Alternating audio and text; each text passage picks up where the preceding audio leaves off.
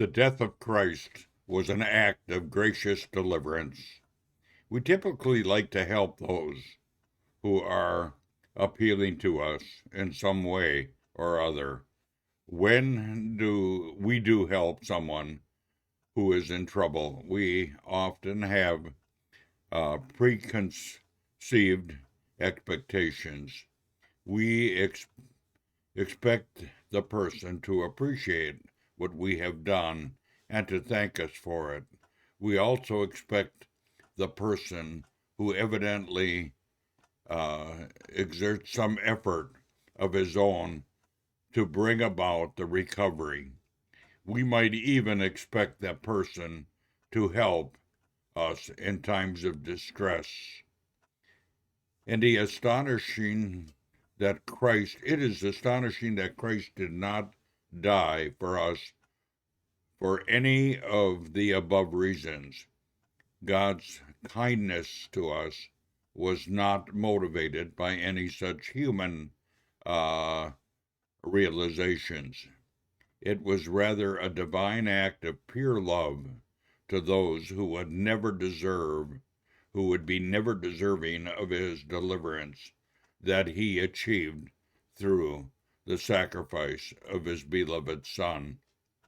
And the people stood beholding, and the rulers also with them, deriding him and saying, He saved others, let him save himself if he be the Christ, the chosen of God. Luke 23:35.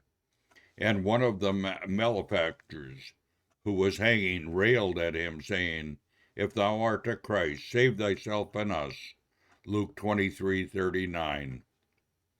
The reaction of the crowd, the rulers, and the thief hanging next to him represents the opinion of all mankind as they looked upon the cross. The death of Christ is not looked upon with appreciation by the natural man. We consider it an act of weakness rather than an act of deliverance for the human race.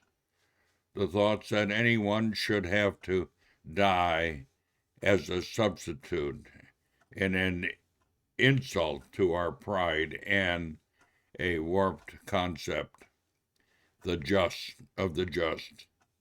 We would go so far as to say that it never should have happened, and it was the most unfortunate miscarriage of justice.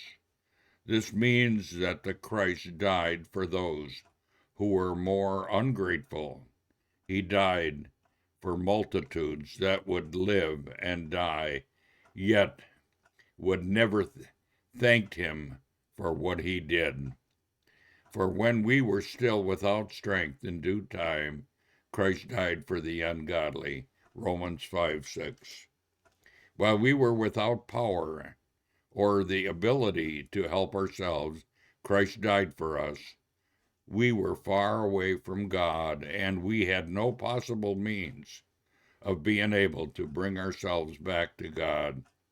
We were as sheep who had gone astray because we deliberately turned to our own ways. Isaiah 53:6.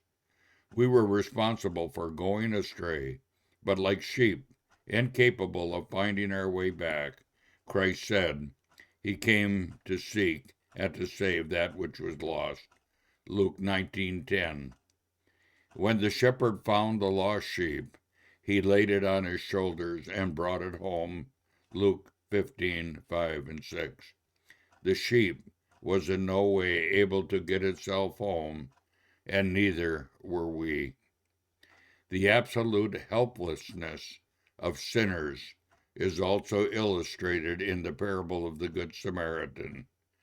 As he journeyed, he came where he was, and when he saw him, he had compassion on him, and went to him, and bound up his wounds, and set him on his own beast, and brought him to an inn, and took care of him. Luke 10, verses 33 and 34. Now it is extraordinarily thing for us to give his life, even for an upright man, though perhaps for a noble and a lovable and generous benefactor, someone might even dare to die, but God clearly proved his own love for us by the fact that while we were still sinners, Christ died for us. Romans 5, 7, and 8. That's the Amplified Version. There was no reason within ourselves for God to love us and to give his Son to die for us. In the conversion of Paul, the apostle of Christ, we have an example of how Christ died for the chief of sinners before he was saved.